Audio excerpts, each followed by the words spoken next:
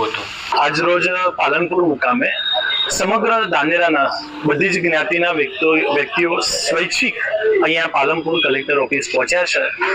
એ વાંધારજો એના માટે છે કે એમની દરેકની સ્વૈચ્છિક ઈચ્છા છે કે અમને બનાસકાંઠા જિલ્લામાં રાખો, કેમ કે દરેક જ્ઞાતિને, દરેક સમાજ બંધુઓને અહીંયા ક્યાંક ને ક્યાંક ઔદ્યોગિક ક્ષેત્ર હોય કે શિક્ષણ ક્ષેત્ર હોય, સામાજિક ક્ષેત્ર હોય, તમામ સાથે જોડાયેલા છે.